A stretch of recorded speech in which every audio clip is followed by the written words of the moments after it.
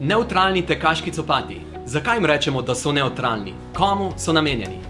Njihova lastnost je, da podplat pod stopalnim lokom nima dodatne učvrstitve.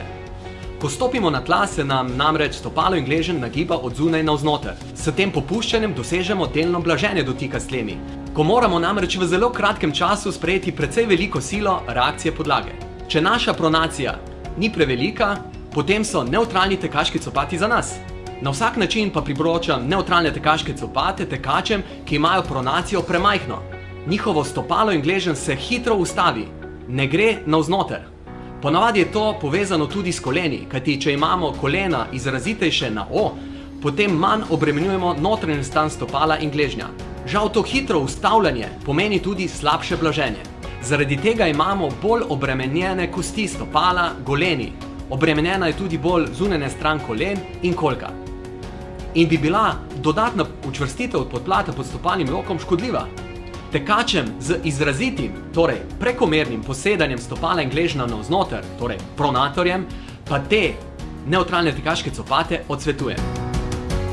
Kaj izbrati? Naprimer, ASICS Nimbus 20. Ta tekaški copat nas spremlja že 20 let. Letošnja 20. različica se od prejšnje ne razlikuje veliko. ASICS očitno stavi na preverjeno formula zadovoljnih, lojalnih tekačev. V prednjem delu je srednje širok in je torej bolj primeren za tekače z ožjim do srednje širokim stopalom. Višinska razlika petoprsti je povprečna v tem razredu in znaša 10 mm. Podplat je vzdolžno precej čvrst, kar bodo cenili tekači z občutljivejšo stopalno vezjo. Peta je med najmehkejšimi v tem razredu, kar koristi tekačem, ki udarjajo najprej s peto ob tla.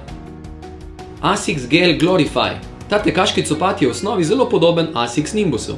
V prednjem delu je sicer malo širši, višinska razlika petoprsti je povprečna in znaša 10 mm.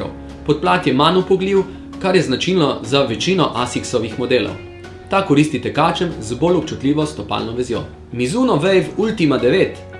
V prednjem delu je širok in ga bodo veseli tekači, ki sicer težko najdejo dovolj široke tekaške copate. Višinska razlika petoprsti je nekoliko poudarjena in znaša 12 mm. To koristi tekačem, ki imajo nekoliko bolj občutljivo ahilovo tetivo. Salomon z linijo Sonic Ra stopa v civilizacijo oziroma na asfalt. Ta model je osnovni model v tej liniji in je v primerjavi s tekmovalnejšim bratom Salomon Sonic Ra Pro za razred mehkejši. V prednjem delu je srednje širok in je torej primeren za tekače z ožjem do srednje širokim stopalom. Višinska razlika petoprsti je manjša od povprečja in znaša 8 mm. Na inovativen, drugačen način objema peto, saj so v srednjem delu opetnika blazinice, ki nekoliko močneje objemajo peto. Višji del opetnika pa je zaradi tega tanjši in nižji. Obujmo se po pameti in ne na pamet.